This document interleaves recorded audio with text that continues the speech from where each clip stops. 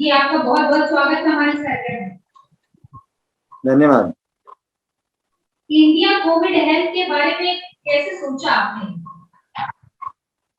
दरअसल ये जब दूसरी लहर शुरू हुई कोविड की, उस समय मैं अपने जो मॉडल हाई स्कूल है हमारा जबलपुर का, उसका स्कूल के अपने कक्षा के ग्रुप में हम लोग देख रहे थे कि लगातार लोग संक्रमित हो रहे हैं।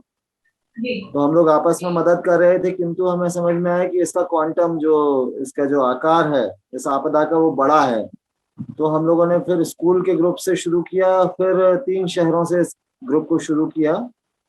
लेकिन जब देखा कि पूरे भारत से लगातार ऐसे खबरें आ रही हैं कि लोगों को जरूरतें हैं और पूरी नहीं हो पा रही, तो हम लोगों ने इसको फिर फेसबुक पर 18 तारीख को इसको शुरू किया।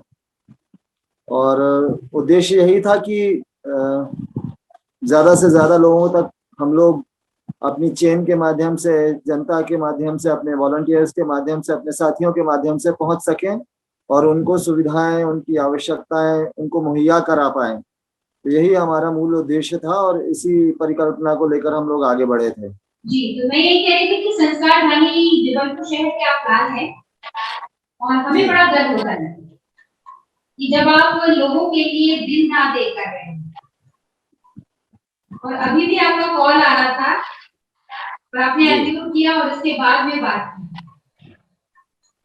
दरअसल उद्देश्य हमारा यही है, कोशिश हम लोग यही कर रहे हैं, हमारे सभी साथी, कि जितना हो सके, चूंकि हमारे संस्कारधानी की परंपरा रही है, पूर्व में भी परंपरा रही है कि माँ नर्मदा का ऐसा आशीर्वाद है कि यहाँ से जो प्रतिदान करने की जो एक इच्छा रहती है, ऐसे बहुत से लोग निकले हैं। लेकिन हम लोग तो उसका शतांश सहस्त्रांश भी नहीं कर पाते। लेकिन हमारा मूल उद्देश्य यही है कि जो हम लोगों को अभी तक मिला है, जिसके कारण हम लोग यहाँ तक पहुंचे हैं, उस समाज का, उस धरती का कुछ प्रतिदान कर पाए। संभव तो नहीं हो पाता, लेकिन फिर भी हम लोग कोशिश करते हैं कि हम लोग किसी सीमा तक अपेक्षाओं पर खरे उतर पाए। जी, और एक आईपीएस होने के नाते अगर हम बात करें कि आप पुलिस सेवा में हैं और इसके अलावा लोगों की सेवा कर रहे हैं और कहते हैं कि सेवा का ही जज्बा लेकर हमको आगे बढ़ना चाहिए, तो कैसा लगता है जब रात में कॉल आता है और आप सोने के लिए जा रहे होते हैं? दरअसल ये जो एक किस्म का जुनून होता है, हमारे लगभग सभी साथी, जो आप कल्पना नहीं करेंगे, जो कामकाजी हमारे साथी हैं, हमारी स्त्रियां हमारे साथ जो जुड़े हुए हैं, बच्चे जुड़े हुए हैं, यंग बच्चे, बहुत ही कॉलेज के, स्कूल के बच्चे जुड़े हुए हैं, अपने अपने क्षेत्रों में काम करने वाले लोग जुड़े हुए हैं।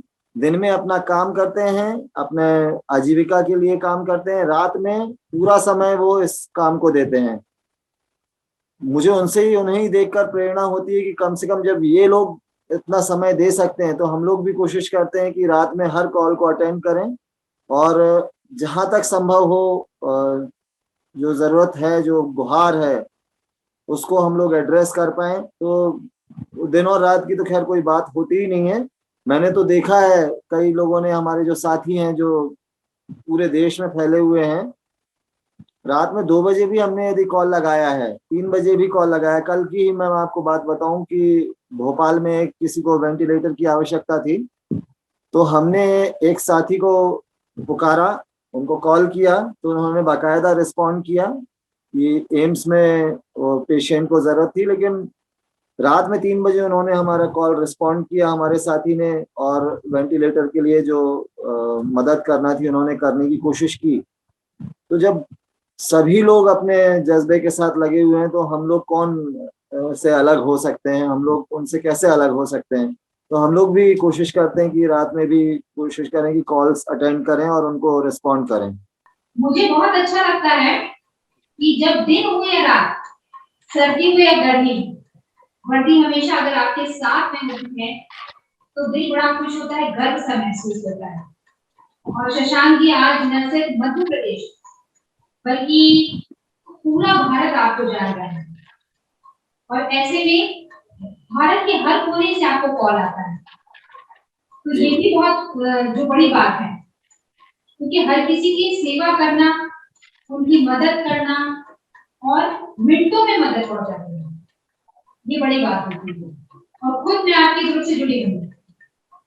और कल की अगर मैं बात करूं कि हम लोग ऑफिस से घर लौट गए थे, 11:30 बजे कॉल आता है ऑक्सीजन के लिए, तो हम लोग फिर जाते हैं और फिर ऑक्सीजन का सिलेंडर उनको प्रोवाइड करते हैं और बताते हैं और फिर घर आते हैं।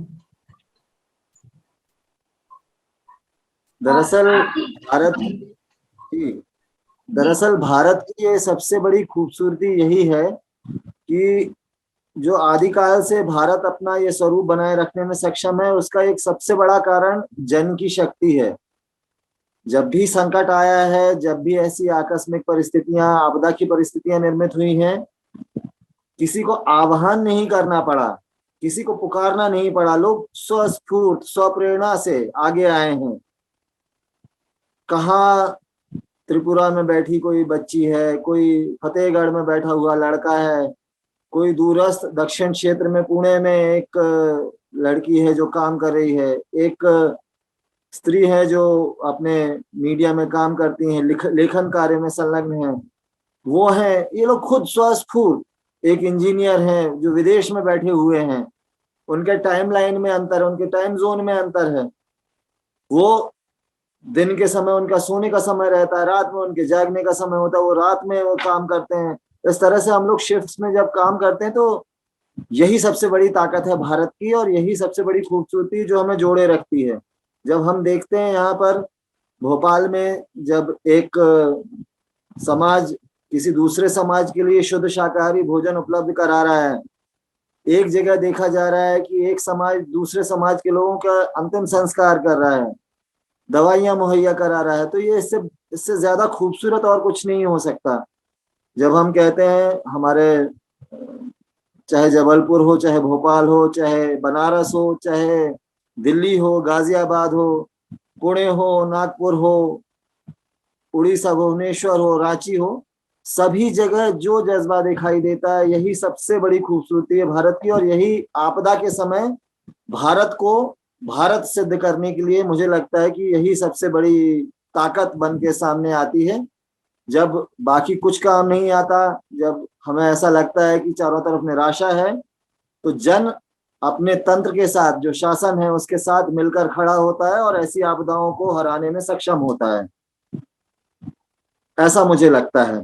कि ऐसे विपदा में भी लोग जो है मौके पर चौका लगाने से नहीं आते। और अभी जो रेमडेसिविर नेगली इंजेक्शन, आपने उसकी खबर सुनी होगी, गुजरात से कोई टेप आई, जबकि लॉकडाउन और जनता कर्फ्यू चल रहा था। कहीं ना कहीं प्रशासन की कमी नहीं है, पुलिस की कमी नहीं है। एक छोटी सी बात मैं आपसे जानना चाहूंगा जी, क्या प्रशासन या पुलिस हर उस जगह हो सकती है जहां पे गड़बड़ी हो रही है? यदि इंसान की मूल प्रवृत्ति, एक छोटी सी बात है, जब इंसान की मूल प्रवृत्ति बेईमानी की यदि बन गई किसी व्यक्ति की, और यदि सूचना के बाद यदि पुलिस इसमें काम ना करे, प्रशासन ना काम करे, तब मैं आपकी बात से पूरी तरह से सहमत हूँ। लेकिन यदि सूचना प्राप्त होने पर पुलिस कार्रवाई करती है, प्रशासन कार्रवाई करता है, तो इसमें मैं, माफ कीजिएगा, इसमें मैं थोड़ा सा असहमत हूँ। अब जैसे आपने दवाओं की बात की, लोगों ने ऑक्सीजन सिलेंडर घरों में रख छोड़े हैं, वापस नहीं किए। अब इसमें आप मानवीय प्रवृत्ति को दोष देंगे, व्यक्ति के संग्रहण प्रवृत्ति को दोष देंगे, या दवाइयां कोई प्रेस्क्राइब होने लगी तो वो एकदम से बाजार से गायब हो गई, इसमें आप कैसे आप कहेंगे? लोगों ने अपने सिर्फ भविष्य के लिए, अपनी सुरक्षा के लिए लोगों ने खरीद के रख ली, पैनिक होर्डिंग करना शुरू कर दिया।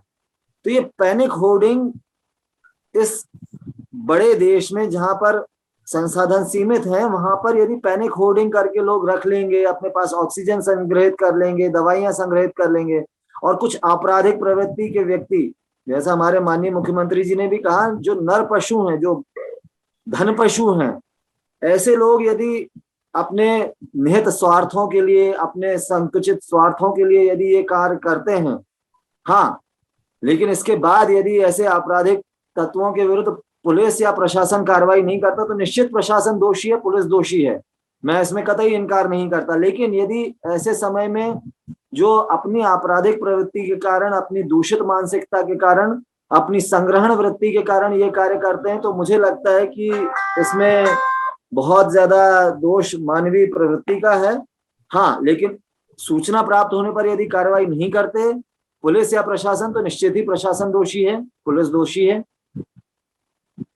कई बार ऐसा लगता है कि ऐसे लोगों की हाथ नहीं कांपते या उनको संस्कार वो नहीं मिले हैं कि आप ये जो कार्य कर रहे हैं वो किसी के घर का लाल भी छीन सकता है। आप बिल्कुल ठीक कह रहे हैं। दरअसल ये जो एक, हमेशा मैं क्या मानता रहा हूं कि आवश्यकता के लिए सब कुछ है, लेकिन अय्याशी के लिए हमेशा काम है। जो जरूरतें हैं वो आपकी जरूर पूरी हो सकती हैं, लेकिन यदि हवस है, आपको तृष्णा है यदि, और वो तो कभी उस पूरी हो ही नहीं सकती। तो ये जो प्रवृत्ति है वो वही सारी सारी अपराधों की जड़ यही है कि जो है उससे संतुष्ट ना होना, उससे ज्यादा पाने की कोशिश करना। तो ये जो प्रवृत्ति है वो तो आपराधिक कृत्यों को जन्म देती ही है। एक चीज और है कि कहते हैं हमारे बड़े कि क्या लेके आए हो और क्या लेकर जाओगे, और आपने जो इस जन्म में कुछ किया है अगले जन्म में भोगोगे। लेकिन अब तो ये देखने को मिल रहा है कि आपने जो इस जन्म में किया है इसी जन्म में भोग के जाओगे। और जिंदगी जो है, मेरा मानना है कि 3 पेज की किताब है। जन्म और मृत्यु जो है वो ईश्वर ने लिख दिया है, लेकिन जो बीच का पन्ना है वो आपको खुद अपने सदकर्मों से लिखना है। और आप जैसे पुलिसकर्मी और आप जैसे मेरे बड़े भाई जो सदकर्म कर रहे हैं, उसको देखकर न सिर्फ मैं, पूरी संस्कार धानी और पूरा भारत गर्व करता है। क्या कहेंगे? मैं आपको धन्यवाद दूंगा, लेकिन ये मैं बस यही कहूंगा कि मैं इसमें कहीं भी नहीं हूं। ये जन है, ये जन की आवाज है, जो जन की जो स्वप्रेरणा है वही है, उसका एक मैं छोटा सा चेहरा हूँ, बहुत ही छोटा सा चेहरा, जो सब लोग, मैं तो इसमें मैं प्रतिनिधित्व भी नहीं करता। मैं तो ये कहूंगा कि जन की आवाज का भी प्रतिनिधित्व नहीं करता। ऐसे ऐसे लोग हैं, ऐसे ऐसे अनसंग हीरोज हैं, ऐसे ऐसे लोग हैं जिनको कोई भी, उनको ना प्रचार की इच्छा है, ना ही उनको कोई श्रेय की इच्छा है। ऐसे हजारों लोग, लाखों लोग जुड़ रहे हैं जो निस्वार्थ भाव से दिन रात जागकर, अपना खाना पीना छोड़कर, अपने परिवार के कर्तव्यों को तिलांजलि देकर जनसेवा में जुटे हुए हैं। तो उनके सामने तो मैं बिल्कुल ही नतमस्तक हूँ। उनके सामने मैं पूरी तरह से क्या कहूँ, मैं तो ऋणी हूँ उनका। उनके ऋण से तो ऋण होना मेरे लिए संभव नहीं है। ये आपके संस्कार बोल रहे हैं। और एक चीज और है कि किसी भी चीज की शुरुआत करना सबसे मुश्किल होता है, फिर लोगों को जोड़ना उससे बड़ा मुश्किल होता है, और उन लोगों को जोड़कर आगे बढ़ना वो ज्यादा मुश्किल होता है। और आपने तो 18 तारीख से जो ये कार्य शुरू किया वो आज निरंतर बढ़ रहा है। और एक चीज और है कि जो अधिकारी फोन नहीं उठाते हैं, ऐसे अधिकारियों को आप क्या संदेश देना चाहेंगे? मुझे लगता है कि यदि आप किसी दायित्व को आपको दिया गया है, विशेषकर इस आपदा में, चाहे स्वास्थ्य सेवाओं से जुड़ा हुआ हो, चाहे दवाओं की आपूर्ति से जुड़ा हो, एम्बुलेंस से, ऑक्सीजन से, या अन्य किसी भी ऐसी आकस्मिक सुविधाओं से जुड़ा हुआ, यदि आप फोन नहीं उठाते हैं तो ये एक किस्म के, मैं तो ये मानूंगा कि एक बहुत बड़ी चूक, बहुत बड़ी गलती है। हजारों लोगों की उम्मीदें आपसे जुड़ी हुई हैं, आप एक फोन नहीं उठाते हैं तो हो सकता है कहीं एक जान उस फोन के ऊपर संतुलित हो, उस फोन पर टिकी हो जिसके जान बच भी सकती है और जा भी सकती है। जी आपका एक फोन किसी की जान बचा सकता है। बस मैं ये कहूंगा, तो यदि आप फोन उठाते हैं, हो सकता है वो जान बच जाए। आप फोन नहीं उठाना चुनते हैं तो हो सकता है वो जान चली जाए। और आप भी जानते हैं कि प्राणदान से बड़ा और कोई दान नहीं होता। प्राण दान से बड़ा, प्राणों की रक्षा से बड़ा और कोई, मुझे लगता है, सुख नहीं हो सकता। और मैंने कहीं कहा भी था कि प्राणों की रक्षा दुनिया की सबसे सुंदर और सार्थक कविता है। तो यदि जी आप रचनात्मक और सकारात्मक ऊर्जा में विश्वास करते हैं तो ये तय मानिए, यदि आप किसी की प्राण रक्षा करते तो जो सकारात्मक ऊर्जा ऊर्जा आपको मिलती है उससे आप निश्चित ही वंचित रह जाएंगे। ये मेरा बिल्कुल दृढ़ विश्वास है। बिल्कुल। और इसलिए तो कहते और हैं कि परहित सरस धर्म नहीं भाई। बिल्कुल बिल्कुल बिल्कुल। और और एक कबीरदास बात। ने जो कहा है, कबीरदास जी जो कह गए हैं कि मर जाऊं मांगू नहीं अपने तन के काज, पर कारज के कारणे आवत मोहि न लाज। तो मुझे ऐसा लगता है कि मुझे इसीलिए कभी भी झिझक नहीं होती, शर्म नहीं आती, मैं किसी को भी निसंकोच फोन लगा देता हूँ। क्योंकि मुझे लगता है यदि किसी के लिए आप किसी को भी, किसी तक भी अपने सोर्सेज का, अपने स्रोतों का, अपने निजी स्रोतों का, शासकीय स्रोतों का इस्तेमाल करते हैं, संबंधों का इस्तेमाल करते हैं, तो इससे ज्यादा श्रेयस्कर कुछ नहीं है। इसमें संकोच की कोई बात नहीं है। आप भी अपने व्यक्तिगत संबंधों का इस्तेमाल कीजिए। किसी के यदि मदद हो सकती है तो बिल्कुल निश्चित ही कीजिए। जी एक वाक्य आपसे शेयर करना चाहूंगी। जी अभी एक हफ्ते पहले यूपी से एक फैमिली आई थी शादी में, सतना में। जी सतना से जी वो लोग जबलपुर आए। शादी में जी ही जो महिला थी वो कोरोना पॉजिटिव हो गई, 8 मंथ जी प्रेग्नेंट है। मुझे कॉल आता है तो एकदम से मुझे लगता है कि अरे रात के 2 बजे कॉल आया है कि जी हम यहाँ से बोल रहे हैं और हमको सहायता की आवश्यकता है। तो 2 बज रहे थे तो मैंने कहा भैया कहाँ पर हो आप? तो मैं मदन महल स्टेशन में है। तो सबसे पहले मैंने मेडिकल में कॉल किया, बेड अवेलेबल था। मैंने कहा तुरंत आप जाइए और वहां पर जाकर एडमिट करा दीजिए। और उनके साथ जो फैमिली मेंबर थे वो छोटे हैं, तो हर 2 मिनट में, हर 10 मिनट में दीदी अभी क्या करें, दीदी अभी क्या करें, दीदी अभी क्या करें। तो फिर मैंने उनको बताया कि ड्यूटी डॉक्टर है, उनसे पूछिए, उनसे कंसल्ट कीजिए और उनके कांटेक्ट में रहिए। वाह, हर बहुत दिन वो बढ़िया। लोग कॉल करते हैं कि आज ये प्रोग्रेस है, आज ये प्रोग्रेस है। तो मुझे ऐसा लगता है मैं पहले उनको पहचानती नहीं थी, लेकिन अब लगता है कि कोई बड़ी बहन वहां पर एडमिट है तो सुबह शाम दोपहर में कॉल करके खुद पूछती हूँ। बिल्कुल बिल्कुल बिल्कुल, यही बात है। मैंने आपसे कहा ना, जो चीज मैंने आपसे कही उसका पुष्टि आपने स्वयं की। जी ये, इसमें मेरी कुछ भी प्रभुताई नहीं। जो हम कहते हैं ये कुछ ऐसी ईश्वर की प्रेरणा होती है। सभी लोग हम एक शुभेच्छा से जुड़े हुए हैं। शुभेच्छा से बड़ी शक्ति इस दुनिया में कोई नहीं। वेल विशिंग हम सभी को जोड़ती है, शुभेच्छा हम सभी को जोड़ती है। तो ये जो शुभेच्छा है, उसी ने आपको प्रेरित किया, उसी ने मुझे प्रेरित किया, उसी ने बाकी सभी को प्रेरित किया है। जी इसमें मेरा कोई श्रेय नहीं, आपका कोई श्रेय नहीं। इसी शुभेच्छा के वशीभूत होकर हम लोग ये सब काम करते हैं। बहुत, आपको भी बहुत साधुवाद यदि आप ये सब काम करते हैं। जो लोग भी कर रहे हैं उनको मेरा हमेशा सैल्यूट है। जी। बहुत बहुत सलाम करता हूं मैं उनको। वैसे मेरी अपनी एक एनजीओ भी है और पिछले साल हमने लोगों को खाना बनाया था और इसके बाद उनको प्रोवाइड किया। फिर पुलिस भाइयों के लिए और एक 108 एम्बुलेंस हो गई, सफाई कर्मी हो गए, स्वास्थ्य कर्मी हो गए, उनके लिए दोनों टाइम हम चाय का वितरण करते थे और अभी हमने फिर से शुरू किया है। अरे वाह, और इन सभी भाइयों ने, बहुत बढ़िया। खासकर आप पुलिस भाइयों ने, हमारा नाम चाय संस्कारधान में रख दिया। अरे वाह, ये बहुत ही बढ़िया, बहुत ही जी उत्तम आपने ये प्रकल्प है आपका। ये आपको बहुत बहुत साधुवाद इसके लिए।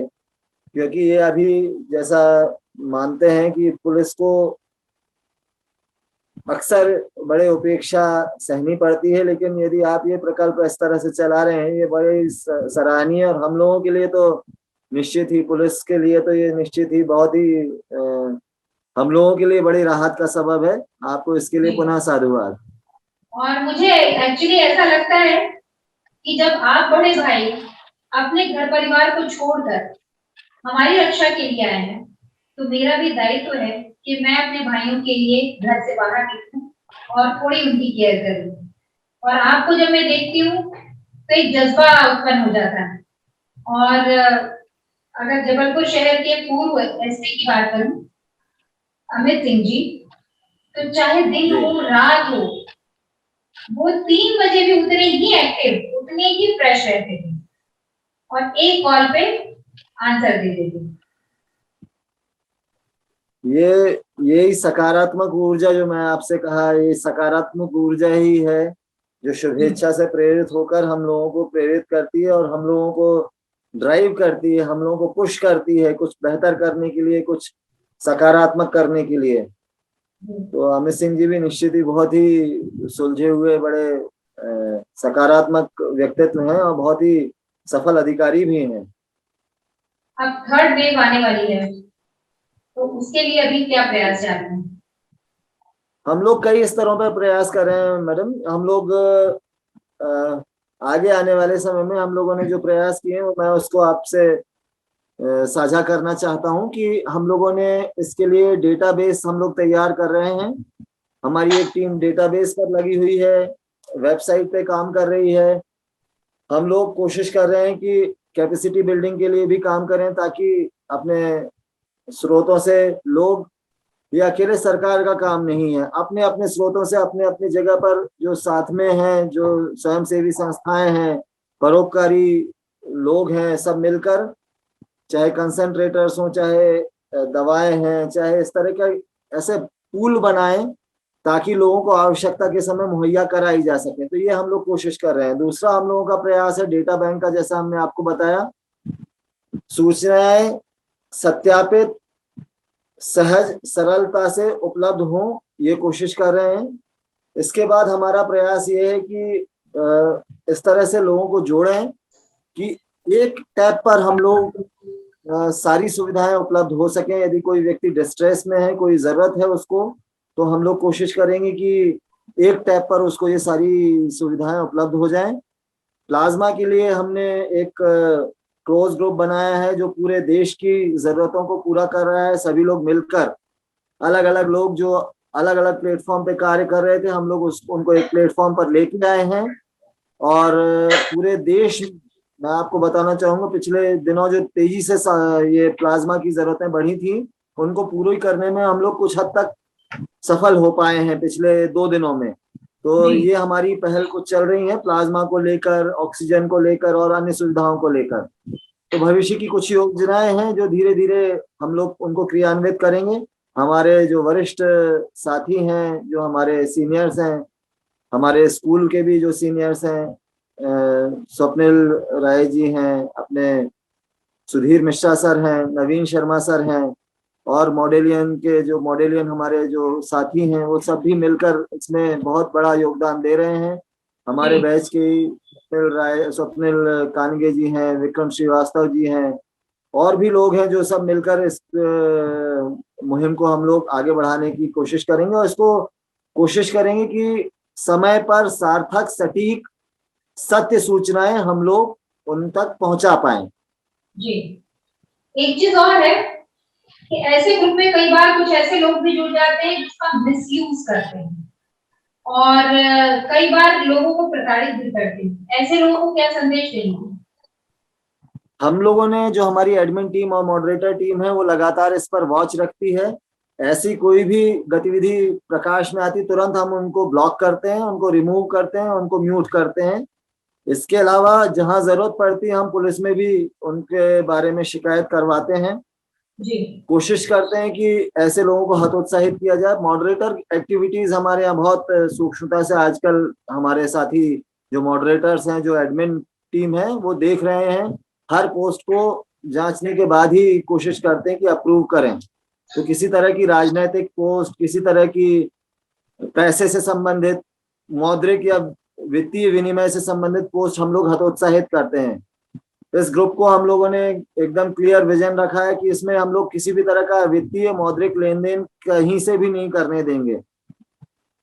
तो हमारा दायरा हमने समझ रखा है, हमें इस ग्रुप का अनुशासन बनाए रखने की कोशिश कर रहे हैं और सभी का सहयोग मिल रहा है। अभी तक ऐसी कोई अप्रिय घटना सामने आई नहीं है, और यदि आएगी तो हम लोग उस पर वैधानिक कार्रवाई करवाएंगे। और जहाँ शशांक जी हैं और पुलिस प्रशासन है, वहां तो वैसे भी लोगों को डरना चाहिए।